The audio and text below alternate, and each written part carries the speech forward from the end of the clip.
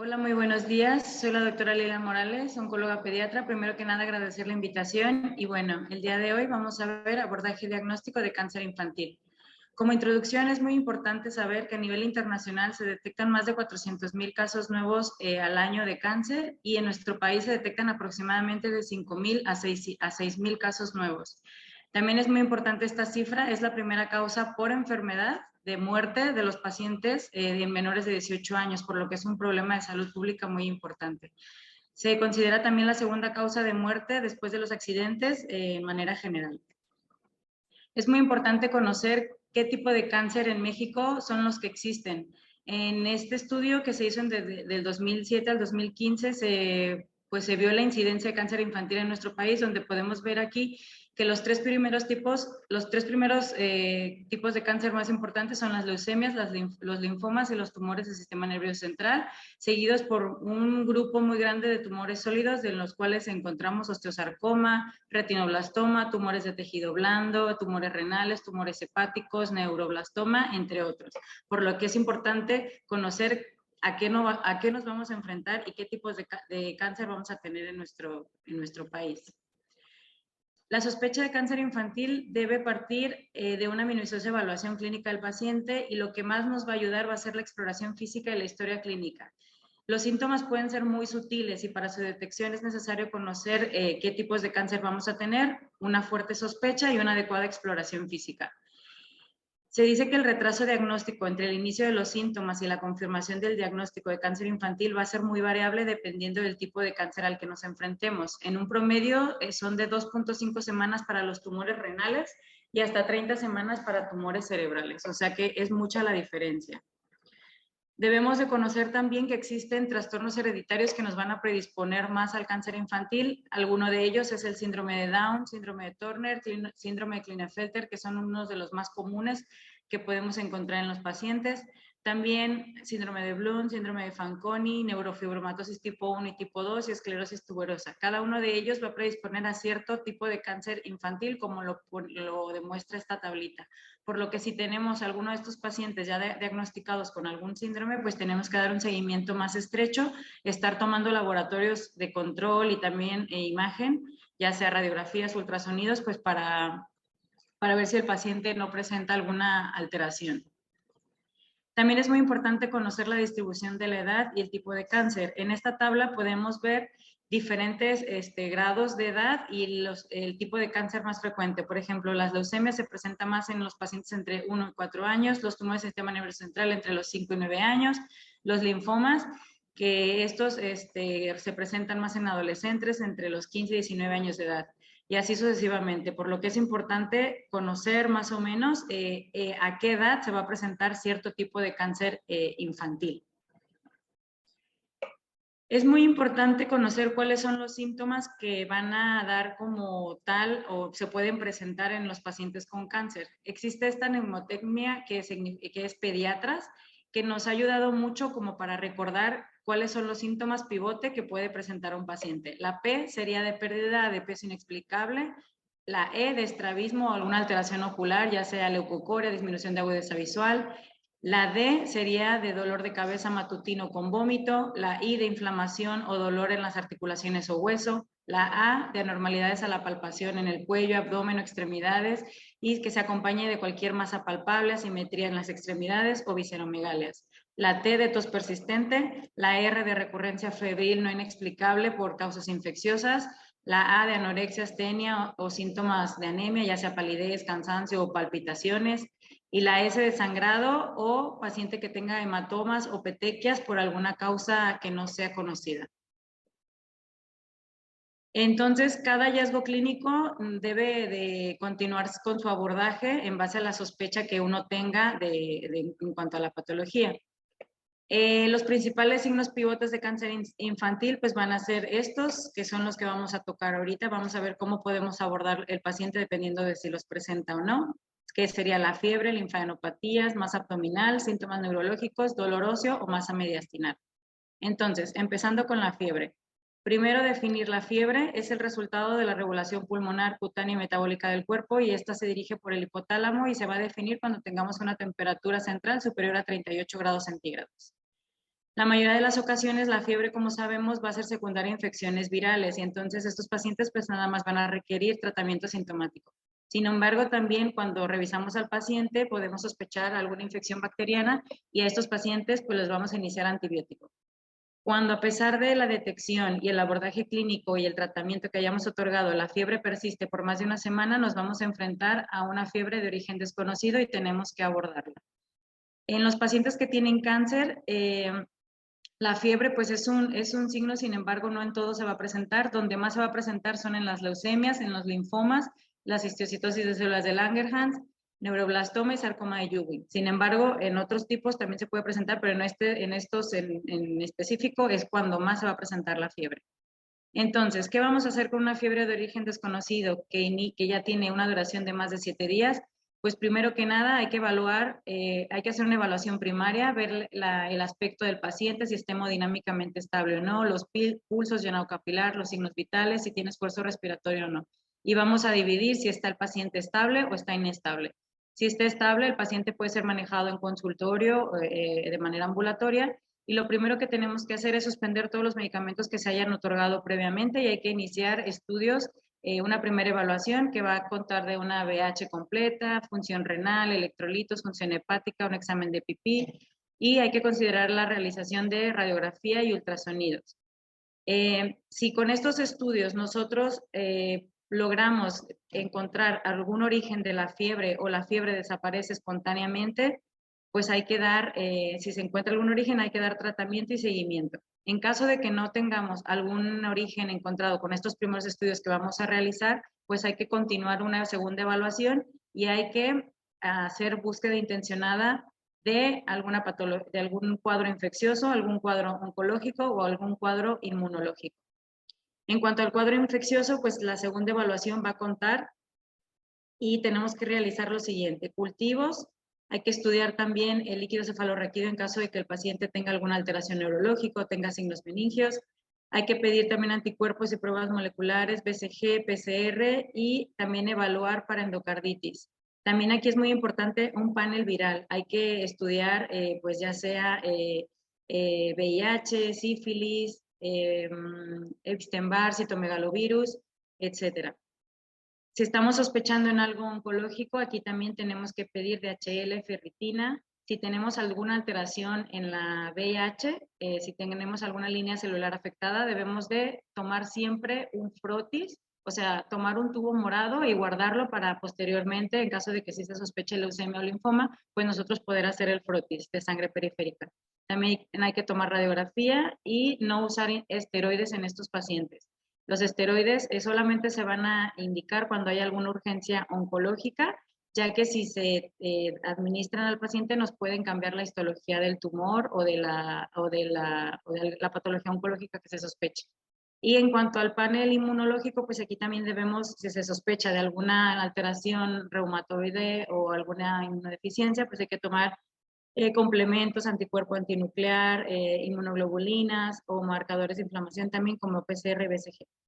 Y si el paciente al momento de que iniciamos la evaluación está inestable, pues obviamente este paciente hay que hospitalizarlo, dar manejo de sostén, estabilizar al paciente, hacer el ABC y pues vamos a hacer los mismos estudios como al paciente estable. Sin embargo, aquí vamos a agregar de primera instancia los cultivos, la PCR, la procalcitonina, también hay que considerar desde este punto la punción lumbar y aquí también podemos iniciar antibiótico profiláctico para si se sospecha de alguna infección o alguna sepsis, ¿no? Ya posterior a esto, pues pasaríamos a esta segunda evaluación que ya mencioné también pues previamente como un paciente estable pues que no se tiene un origen encontrado en la primera evaluación. Entonces, esto sería en cuanto a la fiebre, en cuanto a la búsqueda y abordaje de la patología. En cuanto a la linfadenopatía, tenemos que diferenciar de linfadenopatía y linfadenitis. La linfadenopatía o adenopatía es la anormalidad en el tamaño o consistencia de los nódulos linfáticos y la linfadenitis son adenopatías ocasionadas por procesos inflamatorios o infecciosos. Debemos de conocer bien todas las cadenas ganglionares del organismo y debemos de conocer cuáles son las que se pueden palpar al momento de la exploración, que vendrían siendo preauriculares, occipitales, cervicales, axilares, inguinales, trocleares y popitles. El 44% de los pacientes que acuden a alguna visita de control de niños sanos sin ninguna causa aparente va a presentar adenopatías en la exploración física, y un 64% de los pacientes que van por algún otro motivo, también a la exploración física vamos a encontrar adenopatías. La linfadenopatía aguda es una adenopatía que está en menos de 2 semanas de duración, es la más frecuente y se presenta principalmente en niños de 1 a 4 años, y el 90% se asocia a estafilococos y streptococcus pyogenes. Una linfadenopatía subaguda es cuando la adenopatía dura entre 2 y 6 semanas, y las etiologías frecuentes aquí son Bartonella, sífilis, toxoplasma, citomegalovirus, Epstein-Barr, brucelosis, histoplasma y TB. En cuanto a la linfadenopatía crónica, esta va a durar más de 6 semanas y puede encontrarse aquí a afecciones fúngicas, infecciones por neocardia o a agentes oportunistas en pacientes inmunocomprometidos o pacientes con linfoma Hodgkin o no Hodgkin. Normalmente en los pacientes oncológicos, los pacientes con leucemias, linfomas o pacientes que tengan un tumor sólido con metástasis son los que más adenopatías van a presentar. Entonces, la historia clínica, la exploración física y la valoración de biopsia de estos pacientes hay que tenerla muy presente. ¿Qué debemos de preguntar al paciente con una adenopatía? Hay que preguntar la edad, el tiempo de evolución, si ha viajado, si ha utilizado medicamentos como la fenitoína que puede ocasionar adenopatías. También se ha estado en contacto con un paciente con sospecha TB, si tiene gatos, roedores o tiene exposición con animales salvajes, o si tiene alguna asociación, algún proceso local, ya sea en la boca, en la piel, cabelluda, en los ojos o en cualquier región donde esté la adenopatía. Y también hay que preguntar si consumen lácteos no pasteurizados, ya que estos pacientes pues, pueden presentar comúnmente brucelosis o infecciones por TB. También en la exploración física hay que contar los ganglios, el tamaño, las características, la consistencia, ver si tiene eritema, si tiene hipersensibilidad, si duele o no, si está con calor, hipertérmico o no, o alteraciones vasculares. También si se acompaña esta adenopatía de alguna alteración sistémica como fiebre, dermatitis o hepatosplenomegalia, esto nos tiene que llamar la atención porque pues esto es más sugestivo de malignidad. Y también si en la región donde está la adenopatía, pues hay que mirar, hay que explorar a ver si no hay pápulas, abrasiones o alguna úlcera. Entonces, ¿cuáles son los ganglios que nos van a sugerir que son malignos? Los ganglios que se acompañen con fiebre de más de una semana, diaforesis nocturna y pérdida de peso. Estos son los famosos síntomas B. También si se encuentran en nódulos supraclaviculares, también si tienen una linfadenopatía generalizada y no localizada, cuando los nódulos no duelen, están fijos y que tengan ausencia de otros síntomas. En los pacientes neonatos, un ganglio mayor a 1 centímetro también nos debe sugerir alguna anormalidad. Y en los pacientes más grandes, un ganglio no doloroso que mida más de 2 centímetros y que vaya aumentando de tamaño desde el inicio y no responda después de 2 semanas de tratamiento, también es altamente sospechoso de malignidad. Si tenemos alteración en la radiografía, que tengamos masa mediastinal, si tenemos alteración en la BH, también si tenemos la DHL elevada, o que no tengamos algún síntoma en la región explorada, ya sea oído, nariz o garganta, o dependiendo de dónde esté el ganglio. Entonces, ¿a qué pacientes vamos a biopsiar? A los pacientes que tengamos las características previas sugestivas de malignidad, o sea, un tamaño mayor a 2 centímetros, que tenga un crecimiento constante las últimas 2 semanas y que no haya disminuido después de 2 semanas de tratamiento que nosotros hayamos otorgado. Si está aulado, duro, no duele, si se localiza en nivel supraclavicular, ya que estos hasta un 90% pueden ser sugestivos de malignidad, y también en pacientes mayores de 2 años que tengan adenopatías localizadas, retroauriculares y occipitales y que no tengan alguna alteración local afectada, o sea, que no tengan nada en el oído, que no tengan nada en la garganta o en los senos paranasales. También si se acompaña la adenopatía de todas estas características, ya sea síntomas B, visitopenias, pancitopenias, ensanchamiento mediastínico o hepatoespleno, estos pacientes son altamente sugestivos de malignidad. La biopsia se debe de hacer por escisión, ya que las biopsias por aspiración de aguja fina son inadecuadas para la evaluación de neoplasias malignas, por lo que se recomienda hacer una biopsia excisional, o sea, sacar todo el ganglio. Los resultados histopatológicos, hasta un 50% de estas biopsias van a ser hiperplasias reactivas asociadas a infecciones regionales. Un 30% van a ser procesos granulomatosos como enfermedad por arañazo de gato, infección por micobacterias atípicas, tuberculosis o infecciones por hongos. Y en un 13% de estas adenopatías van a ser positivas para malignidad, y de lo que más va a predominar en estos pacientes va a ser el linfoma Hodgkin o también puede ser linfoma no Hodgkin. Entonces, para abordar una adenopatía, pues primero que nada hay que llevar un orden en los estudios que se van a realizar y hay que informar bien al familiar del paciente, pues para explicarle qué es lo que vamos a hacer, cuáles son los pasos que vamos a seguir, porque esto va a evitar que tenga múltiples abordajes o múltiples tratamientos no ordenados. Por lo que se recomienda lo siguiente. Primero tenemos que ver si es una linfadenopatía localizada o una linfadenopatía múltiple con algún síntoma generalizado, como ya lo mencioné, síntomas B, hepatoespleno o alteraciones en algún otro órgano.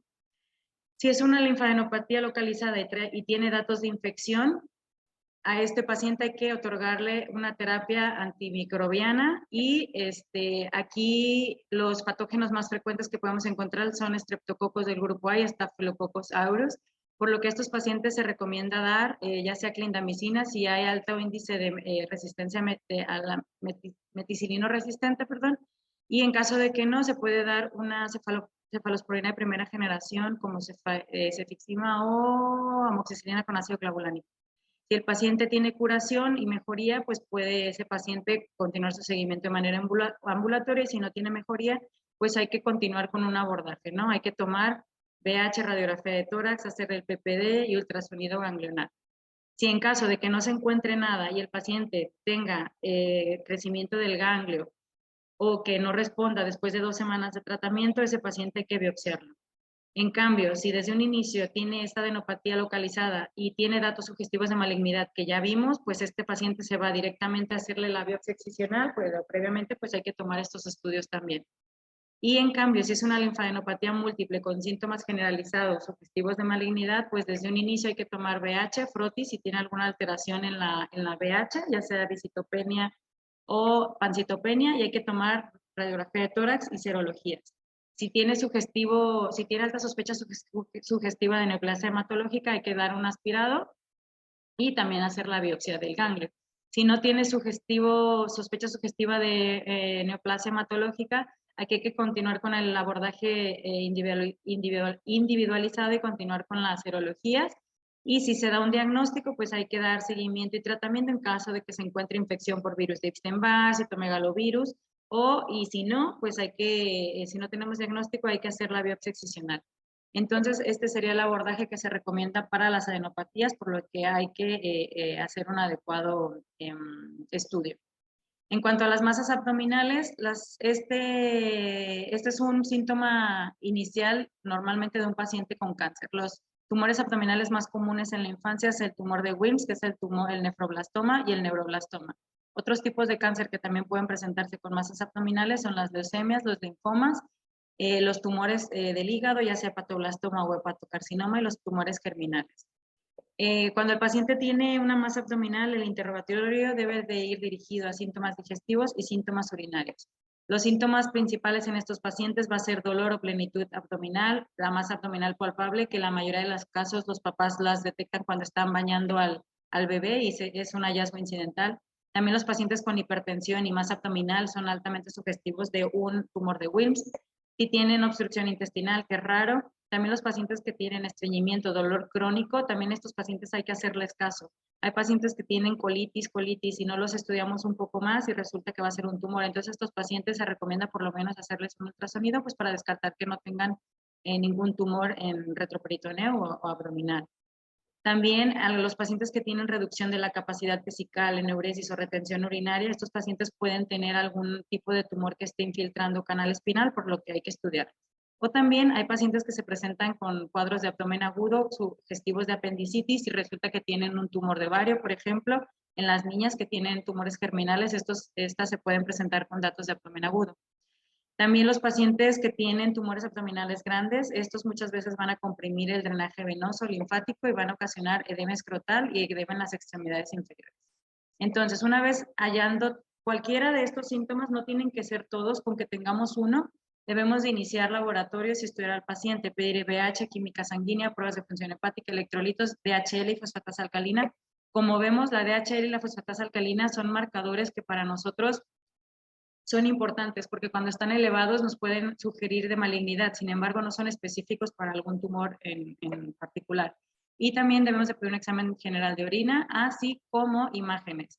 lo primero que vamos a tener a la mano va a ser tanto ultrasonido como radiografía.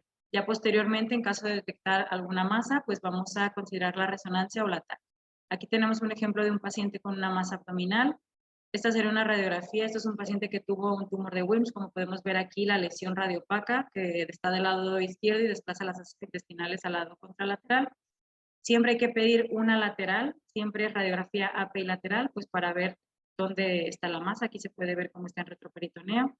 El ultrasonido nos va a ayudar mucho para ver si es una masa sólida, quística, si es heterogénea, homogénea, si tiene necrosis y si tiene compromiso vascular. Ese sería un ejemplo de un ataque de un paciente con tumor de Wilms, y esto sería un tumor de Wilms bilateral. También es muy importante los pacientes que tienen tumores a nivel ovárico o a nivel testicular, previo a cualquier procedimiento quirúrgico, tenemos que solicitar marcadores tumorales, que son alfa-fetoproteína y fracción beta, ya que si estos marcadores están elevados, pues van a ser muy sugestivos de un paciente con tumor de células germinales. Y para nosotros es muy importante tener marcadores previos a la cirugía. Esta es una paciente con un tumor de ovario, como pueden ver es un tumor muy grande. Esta paciente refería colitis desde hace un año y ya hasta que tuvo el abdomen muy distendido fue cuando se derivó a un hospital para su abordaje. En cuanto a los síntomas neurológicos, aquí los tumores del sistema nervioso central son la neoplasia sólida más frecuente en pediatría y en nuestro país es el tercer tipo de cáncer más común. Hay unos signos que son muy importantes para nosotros, que si se los presenta el paciente nos tiene que obligar a un abordaje urgente y considerar la hospitalización. Estos son cuando el paciente tiene dolor de cabeza que ocurre en las mañanas o despierta al paciente, esto es muy importante, que tenga una cefalea progresiva de intensidad o de frecuencia que ya no mejora con analgésicos, que tiene papiledema o vómito en proyectil. Estos pacientes pueden tener datos de hipertensión intracraneal, si tiene cambios de personalidad, alteraciones en el estado de alerta o convulsiones, si tiene estrabismo, alteraciones en los campos visuales o parálisis de algún nervio facial, parálisis del nervio craneal, de pares craneales, perdón, y alteraciones en la marcha. Cualquiera de estos datos, con que sea uno, tenemos nosotros que iniciar un abordaje para estudiar al paciente. En los pacientes pequeños, en los lactantes, estos se van a presentar con macrocefalia, irritabilidad, letargia, fontanela bombada, retraso del desarrollo, dificultad para alimentación y crisis convulsivas, por lo que si lo presentan también tenemos que abordarlos. Y estos pacientes que les vamos a pedir de primera instancia, pues los laboratorios, los mismos que ya mencioné previamente, y pues los estudios de imagen. La TAC de cráneo es lo que más tenemos a la mano en hospitales de segundo nivel, y la TAC debe de ser, si el paciente tiene está inestable, pues hay que estabilizarlo primero, pero no nos vamos a esperar al ayuno para tomarle el contraste. Debemos de pedirle de un inicio simple y ya posteriormente veremos cuándo le hacemos la de contraste.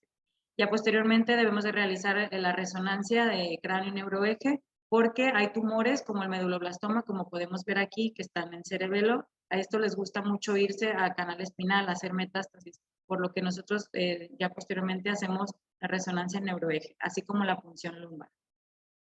Dolor óseo. El dolor óseo y articular también pueden ser síntomas de presentación de tumores que afectan el hueso o la médula. Los principales son los tumores óseos en hueso, los tumores óseos primarios o metastásicos, como el neuroblastoma, por ejemplo, o también las leucemias nos pueden dar dolor en los huesos. Los tumores óseos más comunes en pediatría son el osteosarcoma y sarcoma de Ewing, por lo que el dolor debe de hacer al médico pues estudiarlo, ¿no? Al paciente. ¿Cuáles van a ser los hallazgos sugestivos de malignidad a los pacientes que tengan dolor de hueso? Pues va a ser un dolor unilateral que es progresivo, porque muchas veces los niños refieren dolor en ambos pies, en ambas rodillas, en ambas piernas, por lo que estos dolores pueden ser asociados más a crecimiento, más que a un dolor, a una patología maligna, por lo que si es unilateral y es progresivo, que es nocturno o es en reposo, esto debe de ser sugestivo de malignidad. También un dolor de óseo o de cadera de un niño menor a 3 años también es importante. Dolor o cojera persistente después de 2 semanas y que ya se dio medicamento y no mejora o es recurrente. Si tiene claudicación, incapacidad para caminar, limitación del movimiento articular, o si se acompaña de alguna masa palpable al examen o tiene fiebre, también deben de ser sospechas de malignidad y estudiarlos. Como en el caso de esta paciente es una paciente con osteosarcoma, como podemos ver aquí sus extremidades, aquí se puede observar el aumento de volumen, esta masa, que pues se tiene que fijar uno bien pues para ver realmente que está aumentado el volumen, por lo que si tiene dolor y ya tiene la masa, esta paciente tenemos que hacerle urgentemente una radiografía. Entonces, si encontramos los datos previos que mencioné, a estos pacientes hay que hacer la radiografía de la extremidad afectada, también AP y lateral. Hay que tomar BH, PCR, BCG, fosfatasa alcalina y DHL. Aquí también en este tipo de tumores se van a encontrar elevados estos dos marcadores. Y pues el objetivo es que no lleguen así, porque la mayoría de los niños ya llegan con tumores muy grandes y en etapas avanzadas. ¿Qué vamos a encontrar en la radiografía? Los signos radiológicos principales de los osteosarcomas es el famoso triángulo de Codman y el sol naciente. Aquí vemos el ejemplo del triángulo de Codman, que es cómo se levanta, hay una pérdida de la cortical, y hay este levantamiento. Tanto aquí, el periósteo, vemos cómo está afectado, y acá vemos los rayos de sol naciente. También los aros en cebolla, ese es otro signo radiológico. Aquí podemos ver en la tibia cómo se ve el tumor y los rayos de sol naciente. Esta sería una resonancia magnética, que es la que nos va a ayudar más a delimitar el tumor, a ver qué tantos músculos o tejido blando está afectado, si el paquete neurovascular está afectado o no, si hay más lesiones.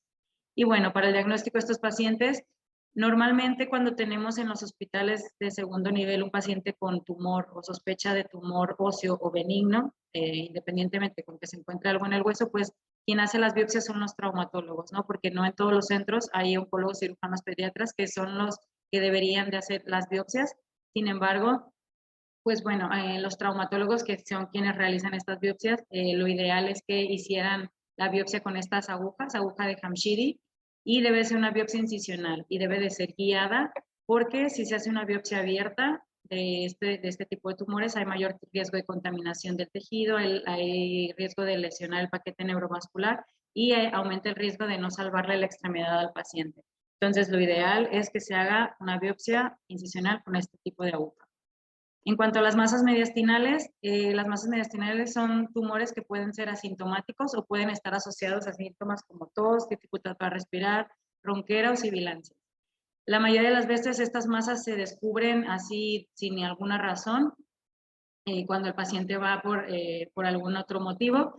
Y sin embargo, los tumores malignos normalmente se van a presentar de mal estado general, inflamación de cuello, linfadenopatía o linfopenia, o si no, con estos síntomas que acabo de presentar previamente. Los tumores malignos que se van a presentar en mediastino son los tumores germinales, los sarcomas, las leucemias linfoblásticas de células T y los linfomas.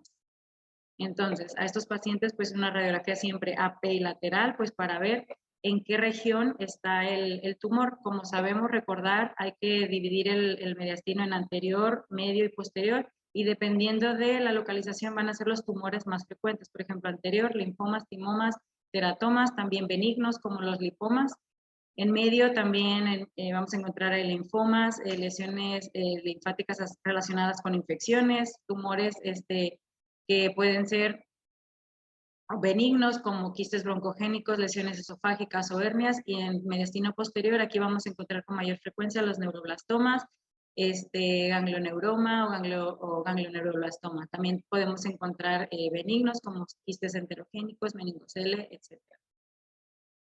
La evaluación de estos pacientes, pues hay que tomar siempre la radiografía, como mencioné previamente, AP lateral, y también los laboratorios de control de sangre. Aquí es muy importante pedir laboratorios para lisis tumoral, porque a estos pacientes les gusta hacer lisis, por lo que tenemos que tomar ácido úrico y electrolitos, así como DHL y fosfatasa. Posteriormente tomaremos la tomografía simple con contraste. Como podemos ver aquí, esta masa muy, muy grande que está desplazando el corazón al lado casi contralateral, y aquí se puede ver derrame pleural también. Y ya nosotros posteriormente realizaríamos un PET y estudios de extensión o resonancia magnética dependiendo. Estos pacientes tienen alto riesgo de, si les damos sedación con anestesia general, estos pacientes tienen alto riesgo de presentar paro cardiorrespiratorio al momento de, pues porque si está la masa anterior, pues el hecho de comprimir el corazón, pues es muy alto, por lo que estos pacientes de preferencia no hay que sedarlos. Estos pacientes corren un gran riesgo de producir síndrome de vena cava superior, que es una urgencia oncológica.